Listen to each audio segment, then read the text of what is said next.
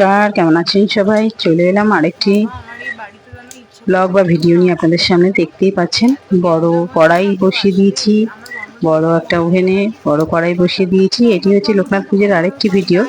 আপনাদের তো অনেকগুলো ভিডিও বা অনেকগুলো ছোট ছোট করে ভিডিওগুলোকে এপিসোড করে আপনাদের সামনে আমি শেয়ার করে নিয়েছি। এটি আরেকটি ভিডিও।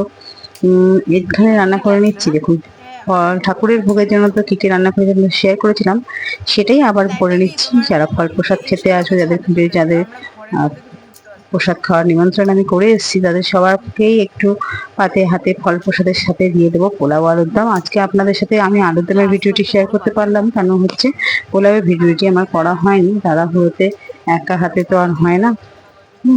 সঙ্গে ছিল আমার বোন সম্পর্কে, হয়তো আপনাদেরকে আগের ভিডিওতেও বলেছি বা আপনারা ভিডিওতে দেখেছেন। টিনা ছিল সঙ্গে আমার, কিন্তু তবুও হয়তো আমি পোলাও যখন করেছি হয়তো বললে করে দিত, কিন্তু আমার মাথায় নিয়ে এত গরম আর সারাটা দিনও আমার সাথে খুব পরিশ্রম করেছে, তাই ওকে আর ওর জন্য বলা হয়নি। দেখতেই পেলেন আমার হাতে খুন্তি নিয়ে এসে নেড়ে সে আমার সাথে হাতে হাতে কাজ করে নিচ্ছে। আর যে ওভেনটায় দেখছেন রান্না করছি নিচে, এই যে নতুন, এটি কিন্তু নতুন। দেখুন আমি সিঁদুর টিঁদুর দিয়ে ধূপ ধুনো দিয়ে ওভেনের পাশে রেখেছি। এটি নতুন। এত বছর ধরে লোকনাথ পুজোতে দিদির কাছ থেকে নিয়ে আসতাম ভিডিও। তেল একটু কম হয়ে গেছিলো, তাই একটু ওপর থেকে তেলও দিয়ে দিলাম। গরম করা ছিল তেলটা, সেই তেল আবার একটু দিয়ে দিলাম। মনে হচ্ছিল একটু কম হলেও হতে পারে, তাই তেলটা আলাদা করে দিয়ে দিলাম। এত বছর ধরে, যেটা বলছিলাম, এত বছর ধরে লোকনাথ পুজো বা যে কোনো অনুষ্ঠানে দিদির কাছ থেকেই ওভেন নিয়ে আসতাম।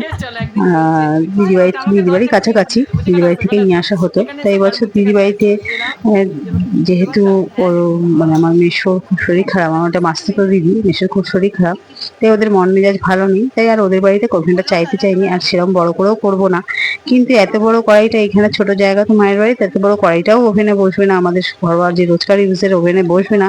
তাই একটা বড় ওভেন কিনতে হবে সবাই বলছিলাম। তা দেখলাম হঠাৎ কর্তমাশাই নিয়ে চলে এলো। আমি তো ভীষণ খুশি, কারণ আমার পুজোর প্রচুর বাসন রয়েছে। দেখতেই পাচ্ছেন এরকম বড় বড় হাঁড়ি কড়াই গামলা প্রচুর আছে পুজোর, যেটা নাকি আমার হয়তো 1-2 লক্ষে যদি খাওয়ানো হয় তাহলেও অসুবিধা নেই, কিন্তু ছিল না ওভেনটি, সেটিও অবশেষে হয়ে গেল। ঠাকুরের এমনই কৃপা, দেখুন পুজোর দিনে মনটা চাইছিল যে একটা ওভেন হলে ভালো হয় ভালো হয়, হঠাৎ ঠাকুরই হয়তো আমাকে এই ওভেনটা জুগিয়ে দিলেন, বা ঠাকুরই হয়তো আমার হাজবেন্ডের মাথায় বা মনে এটা এনে দিল যে না, ওভেনটা দরকার যখন এটা কিনে নিয়ে যেতে হবে। তাই কিনে নিয়ে বাড়ি চলে এলো। আর আমি ভীষণ খুশি হয়েছি ওভেনটি পেয়ে। আর ওই স্টিলের ওভেন কি সুন্দর চকচক করছে, এরকম মেজে ঘষে যদি রাখা যায় কি সুন্দর লাগবে। আমি তো খুব খুশি হয়েছি।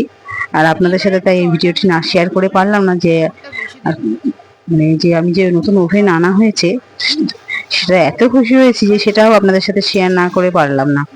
মশলা কষানো হয়ে গেছে, মশলা প্রায় দই দিয়ে দিলাম। আর যা যা লাগে আপনারা তো জানেন সেগুলো, কাঁচা লঙ্কা, আদা বাটা, নিরামিষ যেহেতু, কাজু কিশমিশ, চালমগজ পোস্ত বাটাও দিয়ে দিয়েছি। আর এছাড়াও করেছে পোলাও ভিডিওটা করতে পারিনি, তবে এই দেখুন পোলাও আলুর দম, যারা এসেছিল তাদের বসিয়ে খাওয়ানো হয়েছে। ভিডিওটি কেমন লাগলো অবশ্যই জানাবেন। সাথে ছিল চাটনি পায়েস।